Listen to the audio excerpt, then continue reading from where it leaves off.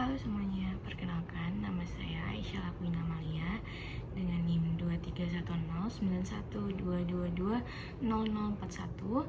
Saya dari Program Studi Kesehatan Masyarakat Angkatan 2023. Pada video kali ini saya akan menjelaskan tentang salah satu kompetensi dari 8 kompetensi yang harus dimiliki oleh seorang sarjana kesehatan masyarakat untuk melengkapi tugas dasar ilmu kesehatan masyarakat.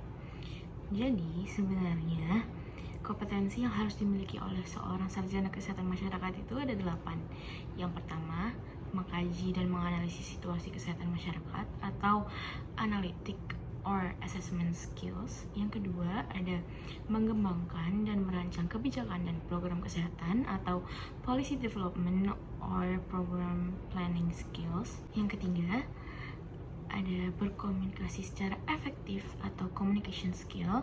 Yang keempat, memahami budaya setempat atau cultural skills. Yang kelima, memberdayakan masyarakat atau community empowerment. Yang keenam, ada menguasai dasar-dasar ilmu kesehatan masyarakat atau public health science skills. Yang ketujuh, ada perencanaan keuangan dan keterampilan manajerial atau financial planning and management skills. Yang kedelapan, ada mampu memimpin dan berpikir sistematis atau leadership and system thinking skills. Dari kedelapan kompetensi tadi, salah satu kompetensi yang saya akan bahas dalam video kali ini yaitu cultural skills atau memahami budaya setempat.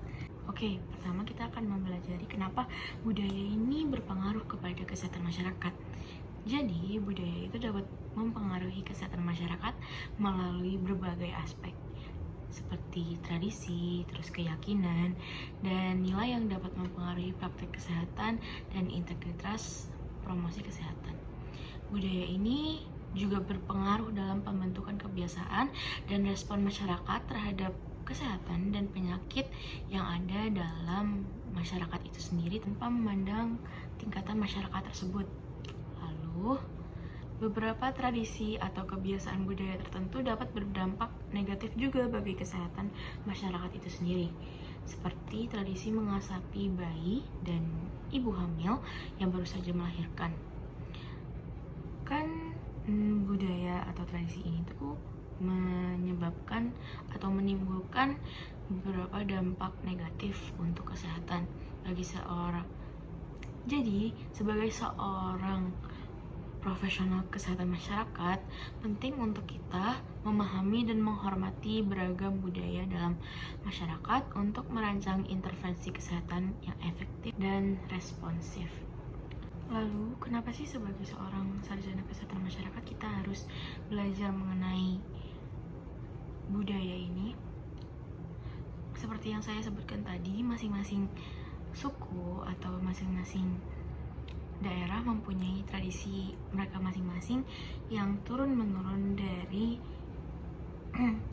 kakek moyang atau nenek moyang mereka. Jadi sebagai seorang kesehatan masyarakat, kita harus melakukan intervensi jika memang tradisi itu tidak baik untuk dilanjutkan. Namun, tentu sebagai seorang kesehatan masyarakat, kita tetap harus menghormati dan memahami bagaimana latar belakang dari budaya ini. Lalu bagaimana sih cara kita melakukan hal tersebut? Hal ini dapat kita lakukan dengan melakukan pemahaman terlebih dahulu akan latar belakang budaya dan etnis dari tempat yang akan kita kunjungi untuk melakukan promosi kesehatan, serta memastikan bahwa kegiatan promosi kesehatan kita mencerminkan kepekaan akan budaya mereka. Pendekatan sosial budaya juga diperlukan dalam intervensi kesehatan masyarakat untuk membentuk perilaku hidup sehat melalui studi etnografi, kesehatan, dan perencanaan yang baik. Oleh karena itu, mengenali dan memahami budaya merupakan aspek kunci dalam bekerja dalam bidang kesehatan masyarakat. Dari apa yang saya sebutkan tadi, ada beberapa contoh kebijakan publik yang mengintervensikan budaya untuk meningkatkan kesehatan masyarakat. Yang pertama, membangun kebijakan publik berwawasan kesehatan atau Build Healthy Public Policy. Yang kedua, meningkatkan kesehatan masyarakat melalui lingkungan keluarga atau lingkungan terdekat. Yang ketiga, penguatan instrumen kebijakan pembiayaan untuk unit kesehatan masyarakat atau UKM, serta pengembangan kelembagaan rujukan sekunder dan tersier untuk UKM. Yang keempat, pelarangan promosi dalam berbagai bentuk lainnya seperti pemberian diskon, hadiah, dan peningkatan citra dengan menggunakan merek.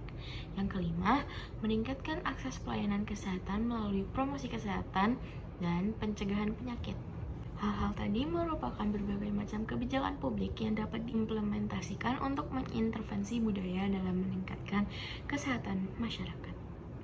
Sekian dari saya, itu saja yang dapat saya sampaikan. Saya harap dengan adanya video ini, teman-teman dapat memahami lebih tentang 8 kompetensi kesehatan masyarakat, terutama tentang cultural skills. Saya harap teman-teman dapat memahami lebih dalam. Terima kasih atas perhatiannya.